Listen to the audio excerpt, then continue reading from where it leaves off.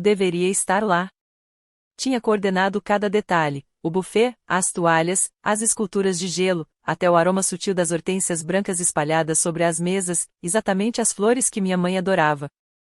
Eu havia imaginado tudo, cada dobra de guardanapo, cada cintilar das velas. Mas, em vez de fazer parte da noite, me encontrava sozinha no meu apertado apartamento, assistindo à transmissão ao vivo da minha tia Karen no Facebook. A imagem era surpreendentemente nítida, o burburinho dos convidados se misturava ao tilintar suave dos talheres, e de vez em quando alguma risada ecoava pelas paredes grandiosas de algum salão que eu jamais entraria. Então ouvi a voz da minha mãe, clara e imponente, cortando o ruído ambiente. Ela ergueu sua taça de champanhe, o líquido dourado refletindo a luz, e sorriu com uma elegância ensaiada. Quero agradecer a todos por estarem aqui hoje à noite, disse, com as bochechas coradas pelo vinho e pela vaidade. Uma pausa, e então as palavras que pareciam facas, e sou realmente grata por Ashley não estar aqui para atrapalhar a estética com seu mau humor. As risadinhas educadas à mesa eram como sal em uma ferida aberta. Jéssica, minha irmã, se inclinou para a câmera, rindo de forma falsa, porém confiante. Honestamente, Ashley só serve para assinar cheques, mas socialmente, ela é um desastre. Uma completa aproveitadora. Meu coração afundou ainda mais. Apertei o telefone com força, os nós dos dedos brancos, como se, quanto mais apertasse, pudesse apagar aquela cena. Baixei o olhar. Minhas mãos, ásperas e calejadas, carregavam a prova de anos transformando o trabalho em beleza. Ninguém de fora da indústria entenderia que criar arranjos florais de alto padrão em Savannah era mais do que estética. Exigi acordar antes do amanhecer para levantar baldes mais pesados que meu próprio corpo, lidar com hastes cobertas de espinhos e suportar a seiva que se impregnava teimosamente sob as unhas. Cada arranjo para a marca da Jéssica, cada cenário para sua vida cuidadosamente encenada, fora meu trabalho invisível. Ela se banhava no reconhecimento, a personificação perfeita do charme do sul, eu permanecia nas sombras, sustentando a ilusão. Por 5 anos, fui a arquiteta silenciosa da marca Miller, meu suor e expertise escondidos atrás das imagens polidas e dos posts cuidadosamente curados. Nossa propriedade de família, com suas paredes cobertas de era e gerações de riqueza herdada, permanecia como um monumento a tudo que eu sustentava, mas que jamais poderia habitar plenamente. Imaginava o eco das risadas nos salões de mármore, o brilho dos lustres de cristal no alto e o tilintar das taças enquanto minha própria presença era apagada. E ali, sentada, ombros curvados em meu modesto apartamento, com o brilho da tela iluminando meu rosto exausto, senti a familiar dor da invisibilidade. Cada pétala que coloquei, cada hora árdua, cada mão ralando e palma calejada havia construído um mundo que eu nunca deveria desfrutar. Mas a realidade era mais dura do que eu havia permitido admitir, eles não conseguiam cobrir as despesas de verdade desde 2018. Foi então que me tornei o elo invisível. No primeiro dia de cada mês, sem falhar, $3.500 saíam da minha conta e caíam na conta conjunta deles. Eu justificava isso com a nobre ideia de preservar a propriedade, manter intacto o legado da família. A verdade era que aquilo funcionava como uma assinatura recorrente para um lar que nunca me considerou parte da família, quanto mais uma participante igual em seus assuntos. Jéssica, radiante e impecável em quadros cuidadosamente selecionados, compartilhava imagens de si mesma cercada pelos arranjos que eu construía com tanto cuidado. Cada postagem, uma ilusão meticulosamente planejada de elegância sem esforço, rendia curtidas, patrocínios e atenção da mídia. Enquanto isso, meu nome permanecia conspicuamente ausente. Não recebia reconhecimento algum, apenas lembranças do meu trabalho. Meu dinheiro garantia que a iluminação estivesse perfeita para seus tutoriais, mantinha os gramados impecáveis que ela exibia nos finais de semana e mantinha os encanamentos funcionando, para que a propriedade sempre aparentasse perfeição. Eu me tornara uma investidora não reconhecida em um empreendimento que se recusava a me dar sequer uma fração de pertencimento.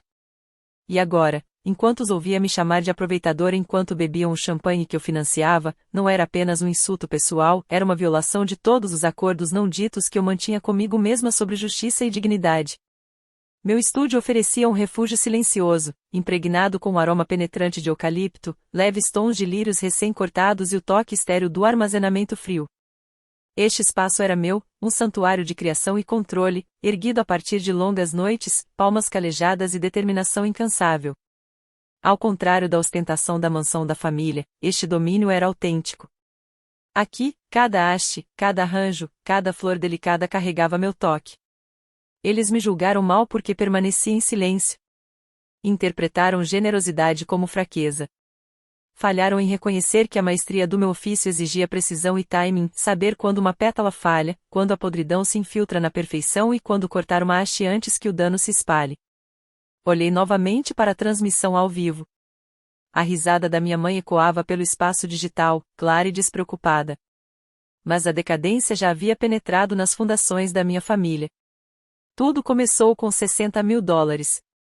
Era uma quantia específica deixada para mim por minha avó em seu testamento final, destinada exclusivamente à minha educação.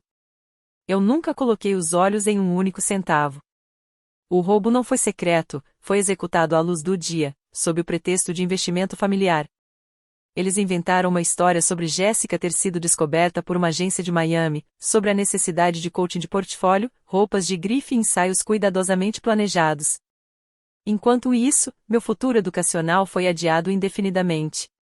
Empréstimos se tornaram minha tábua de salvação, uma ironia considerando que meus pais tinham recursos para eliminar completamente meu fardo financeiro. Enquanto eu me sentava entre o zumbido leve das unidades de refrigeração e a fragrância persistente de eucalipto, pensava em cada arranjo que havia construído, em cada dólar que desviei para sustentar a imagem deles e em cada momento em que engoli minha raiva para manter a ilusão de harmonia. Eu não estava apenas financiando-os, estava sustentando silenciosamente seu senso de direito, financiando uma vida que jamais habitaria, enquanto minhas próprias ambições eram colocadas de lado e trivializadas. E ainda assim, naquele silêncio, entre o cheiro marcante do meu espaço de trabalho e o zumbido das luzes fluorescentes, percebi algo crucial: o momento de reivindicar o que era meu havia chegado, e o próximo corte não seria gentil. Eles prometiam que a ascensão dela elevaria todos ligados ao seu nome. Eu acreditei porque era jovem e faminta de muitas formas. Aos 18 anos, minhas refeições vinham de copos de isopor e água fervente, o vapor embaçando a janela de um dormitório mal isolado enquanto eu encarava meu celular. Na tela, Jéssica se reclinava sob o sol tropical de um resort exclusivo em Tulum, ondas turquesa ao fundo, pele bronzeada, confiança sem esforço. O maiô que usava custava mais que meus livros didáticos, comprado com dinheiro destinado ao meu futuro. Aquele foi o primeiro ônus que aceitei silenciosamente, convencendo-me de que era temporário, necessário, até nobre. E deveria ter terminado ali.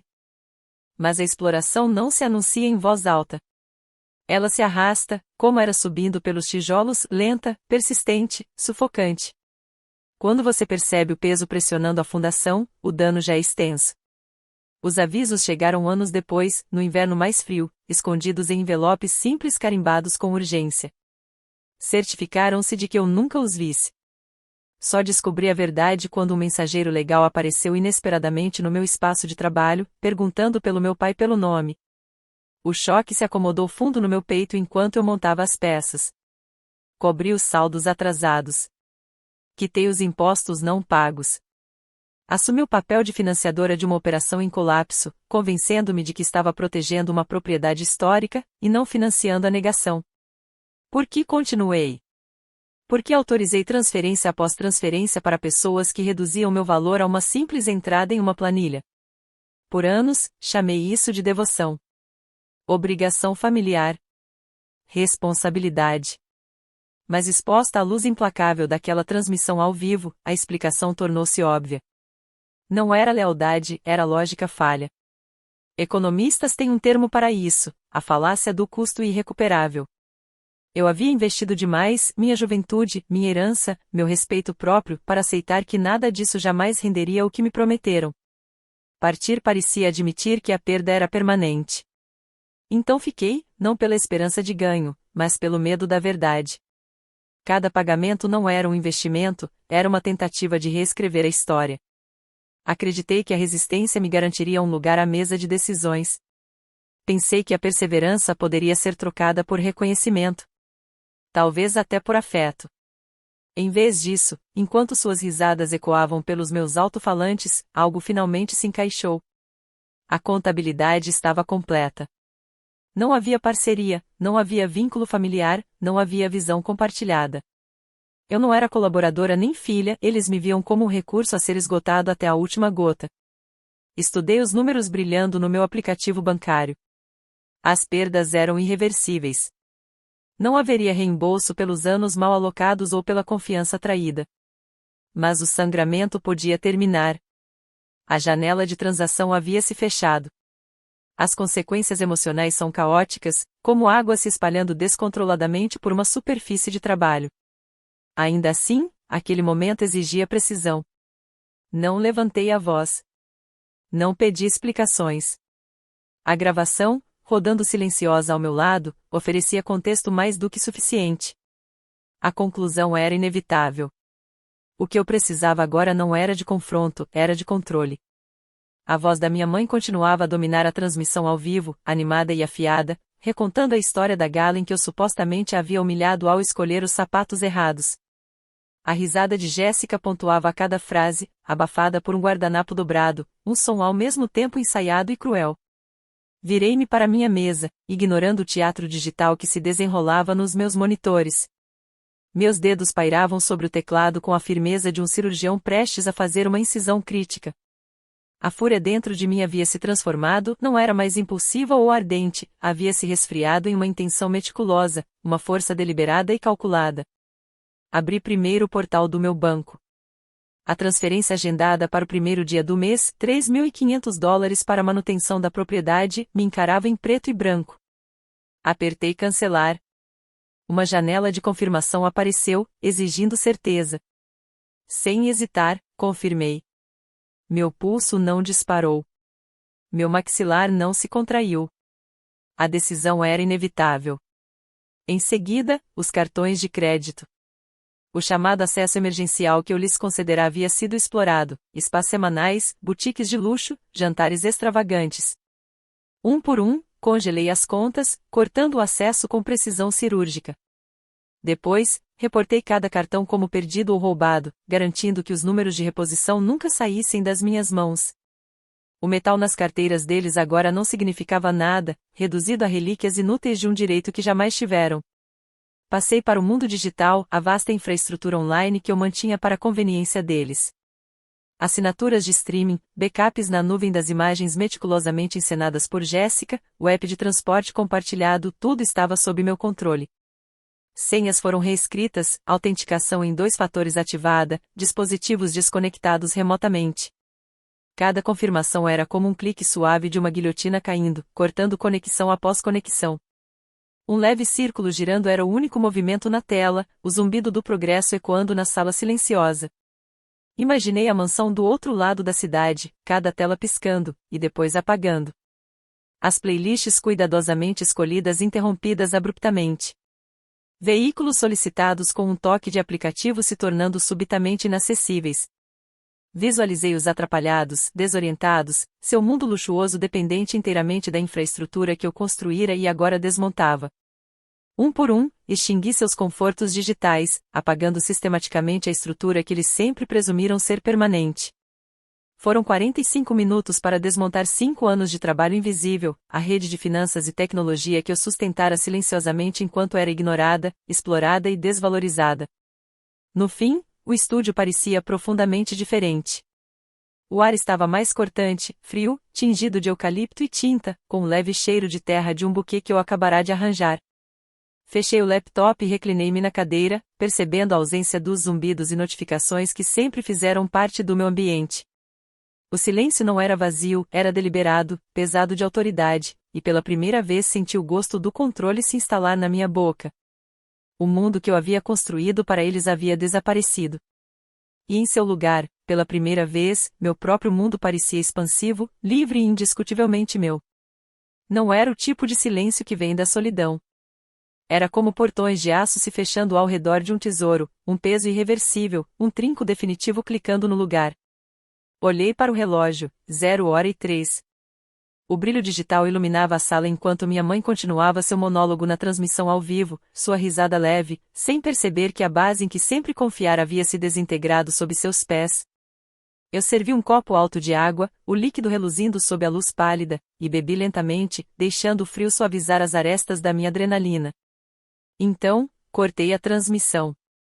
Sem toque, sem aviso, apenas finalidade. O espetáculo havia acabado. Às 9 horas, a tempestade já havia começado. Meu telefone vibrava insistentemente. A primeira mensagem veio dela, uma exigência disfarçada de urgência. Sem reconhecimento do insulto, sem menção à transmissão, apenas pânico prático. Ashley, o cartão foi recusado no buffet. Resolva imediatamente. Jéssica tem um ensaio ao meio-dia e precisa dos adereços. Meu polegar pairou sobre a tela, mas não se moveu. Fitei aquelas palavras, atônita diante da presunção.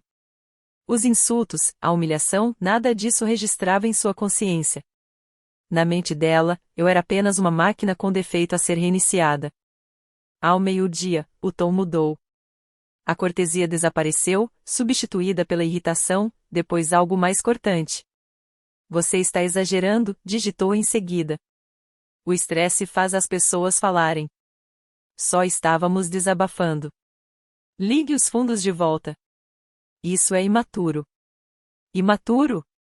O absurdo era quase risível.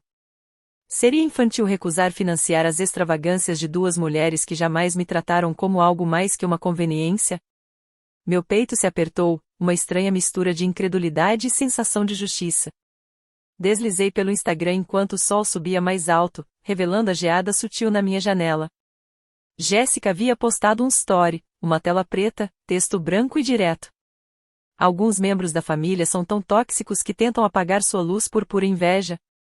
Inveja é uma doença. Melhoras. Um sorriso amargo surgiu nos meus lábios. Inveja? Eles realmente acreditavam que eu desejava a vida que ostentavam com tanta extravagância descuidada. Imaginavam que eu cobiçava a existência vazia e encenada que eu mesma havia financiado por metade de uma década. A verdade era muito mais simples. Eu não queria o luxo deles, a atenção deles, nem os aplausos. Eu só queria espaço, espaço suficiente para recuperar minha dignidade sem interferência, sem manipulação. Por anos, fui invisível e explorada, agora, a invisibilidade se tornará minha armadura, e a autonomia, minha vingança silenciosa. Permiti-me um momento para saborear isso, o alívio do desligamento, a calma de retirar o peso deles dos meus ombros. Pela primeira vez em anos, eu podia ouvir meus próprios pensamentos. Podia sentir o ritmo da minha vida, livre de expectativas ou direitos que eles presumiam ter sobre mim. A luz da manhã invadia o estúdio, tingindo o espaço de tons âmbar. Meu telefone permanecia silencioso, e eu deixei assim. Sem pânico, sem negociações, sem tentativas frenéticas de restaurar o que eles presumiam ser permanentemente meu. Eles confundiam obediência com fraqueza, generosidade com subserviência. Mas agora, o livro Razão estava fechado. As contas congeladas. As telas apagadas. O mundo cuidadosamente encenado do qual dependiam finalmente estava fora do controle deles e eu podia assistir, distante, enquanto a ilusão se desfazia. Eles persistiam, implacáveis, convencidos de que a pressão sozinha me obrigaria a ceder.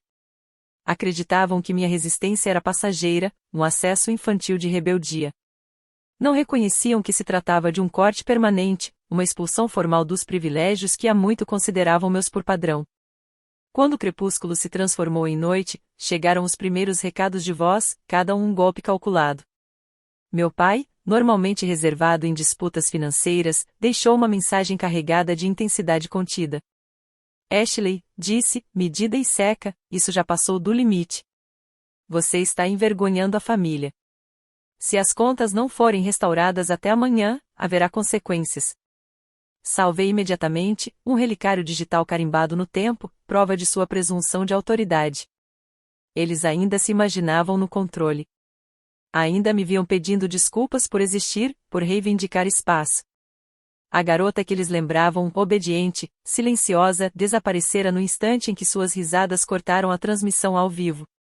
A fachada estava desmoronando. O verniz brilhante se descascava. Pela primeira vez, não tive intenção de aplicar outra camada de tinta, nenhum desejo de cobrir as rachaduras. Em vez disso, observava, sem piscar, enquanto a decadência se espalhava. Para compreender plenamente a extensão da ruína, eu precisava de perspectiva, de confirmação, de uma testemunha com expertise além da minha. Entrei em contato com a tia Karen. Ela concordou em vir imediatamente ao meu estúdio. Karen não era apenas a tia responsável por acidentalmente transmitir o jantar da família. Ela também era contadora forense, meticulosa e silenciosamente cética em relação aos negócios dos meus pais há anos. Chegou carregando uma pasta de couro, postura rígida, rosto com uma máscara austera. Vi a transmissão ao vivo, disse, colocando a bolsa na bancada.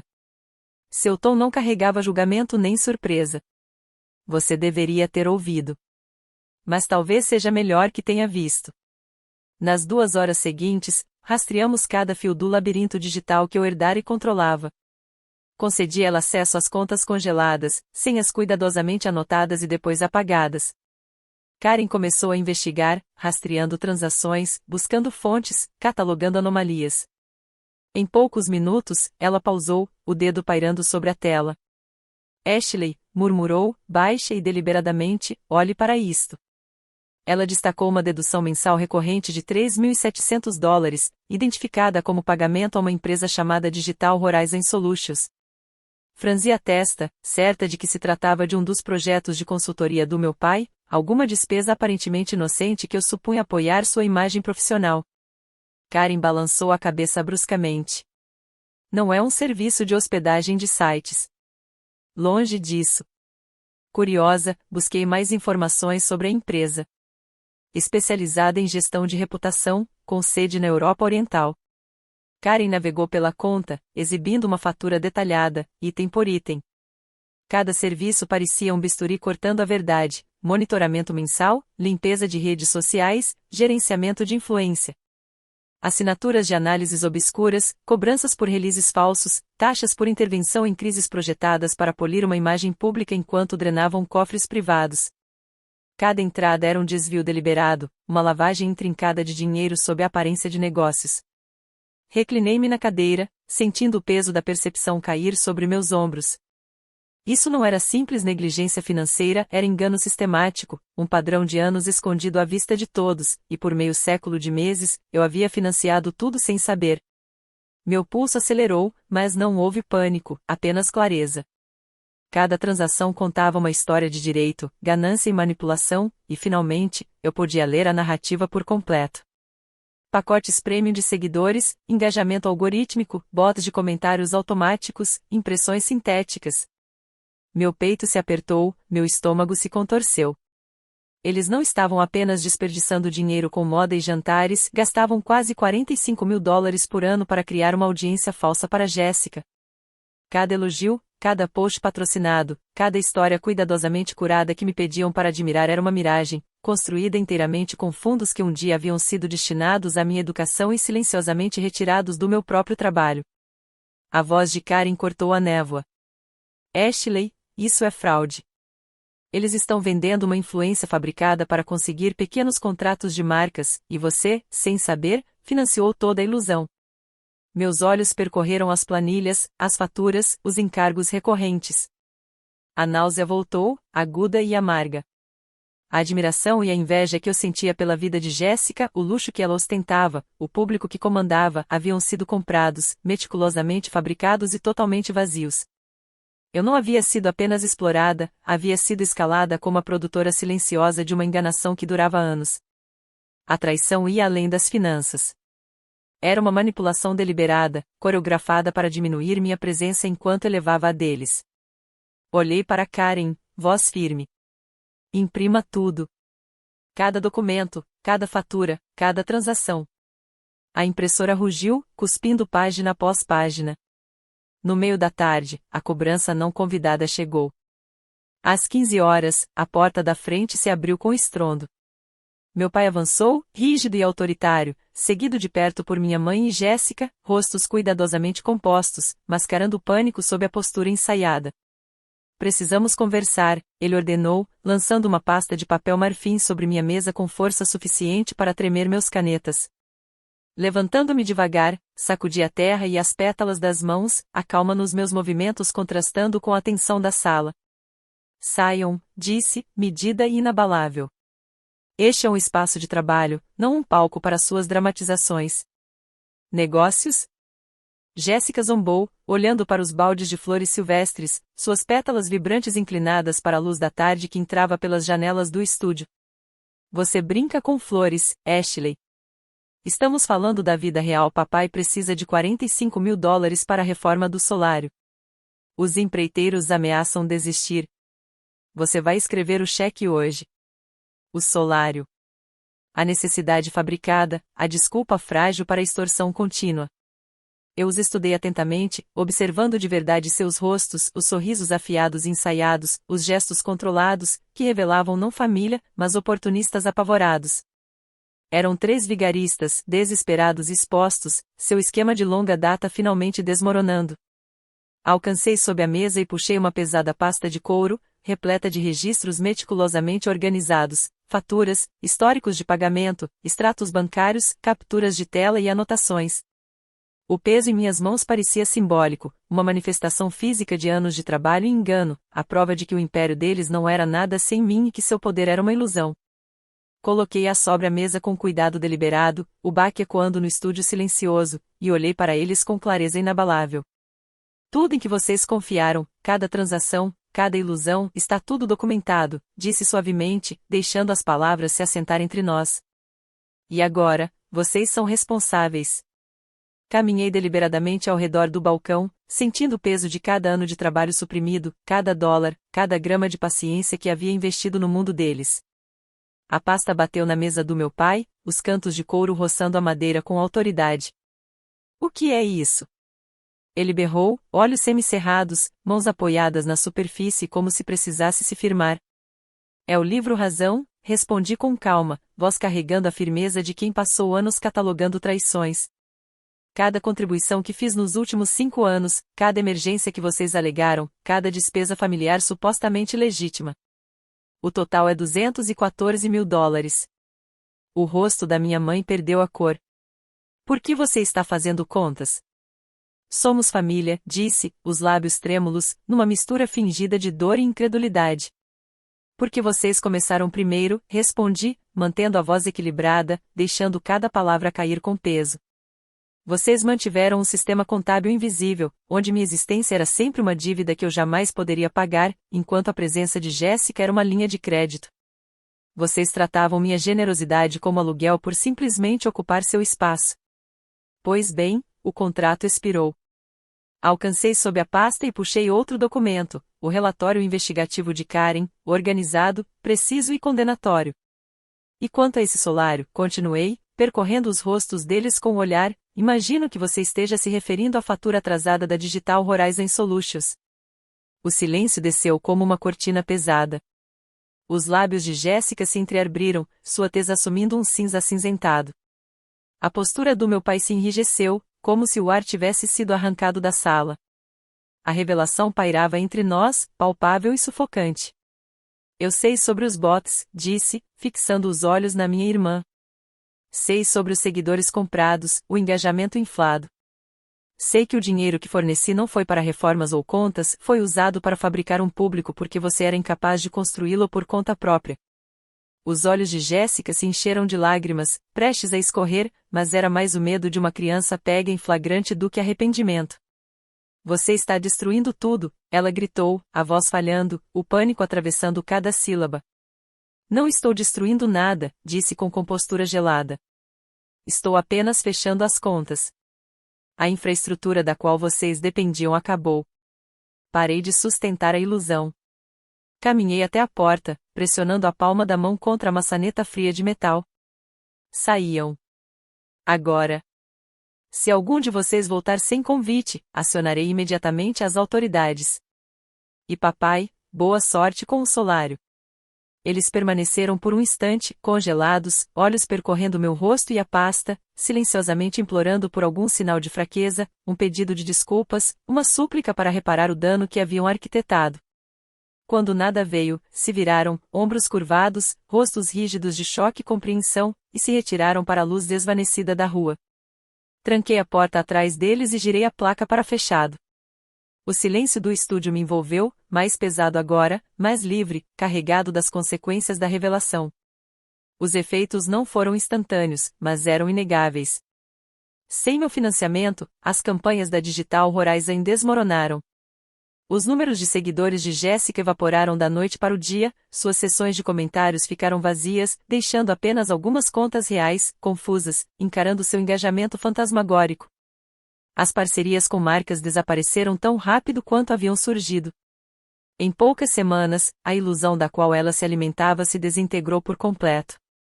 Era um tipo peculiar de justiça, calculada e precisa. Influência, descobri, podia ser retomada, assim como qualquer outra coisa comprada com integridade emprestada.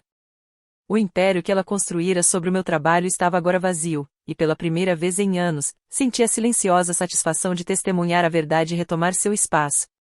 Quanto aos meus pais, não houve raiva, não houve gritos, nem tentativas de intimidação. Eles simplesmente desmoronaram. Psicólogos chamam isso de colapso narcisista, quando desaparecem as fontes de suprimento, minhas contribuições financeiras, o prestígio artificialmente inflado deles, o sucesso cuidadosamente encenado de Jéssica, toda a construção implode sob seu próprio peso. A ilusão de controle se dissolveu, deixando apenas desorientação e vergonha. Mudarão-se discretamente para um condomínio modesto a 2 cidades de distância, tentando convencer quem perguntasse de que a mudança se devia a dificuldades econômicas. Seguiram-se algumas tentativas tímidas de contato, cartas com frases cuidadosamente medidas sobre perdão, lembranças de laços familiares e súplicas vagas por reconciliação. Cada uma terminou intocada na minha caixa de correio, tão bem selada quanto as contas que eu congelara meses antes. Suas palavras eram agora recipientes vazios, incapazes de tocar a autonomia que eu reivindicara. Fiquei sozinha no coração do meu estúdio, cercada por baldes de peonias recém-cortadas, ranúnculos e cachos de flores silvestres que perfumavam delicadamente o ar. A luz do sol entrava pelas altas janelas, atingia os vasos de vidro e se fragmentava em pequenos arco-íris que dançavam pelo piso de madeira desgastada.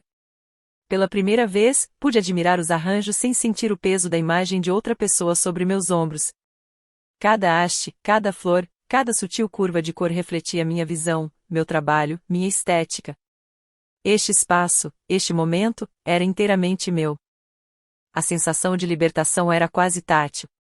Passei os dedos pelas pétalas aveludadas de uma peônia, inalando profundamente, sentindo o contraste entre a suavidade da vida e a dureza de anos dedicados a sustentar o mundo falso. Percebi que finalmente havia podado o peso morto, as dívidas, as expectativas, a manipulação constante e, pela primeira vez, o jardim tinha espaço para florescer. Cada arranjo ao meu redor parecia vibrar com possibilidade, cada um testemunho da minha perseverança e criatividade. Era um tipo profundo de silêncio, repleto de potencial, e não de ausência. Eu podia finalmente moldar meu negócio inteiramente nos meus próprios termos, expandir meu alcance sem medo de exploração e nutrir não apenas flores, mas a vida pela qual lutei. Isso era a propriedade em sua forma mais pura, a liberdade de crescer, de curar, de lucrar com meu próprio trabalho e de me deleitar em sua beleza sem interferências. Se você já precisou podar o peso morto da sua vida para se permitir crescer, para recuperar sua energia e sua dignidade, saiba que não está sozinho. Há luz após cada sombra, espaço para florescer após cada obstáculo e um jardim esperando pelo seu cuidado e cultivo atento.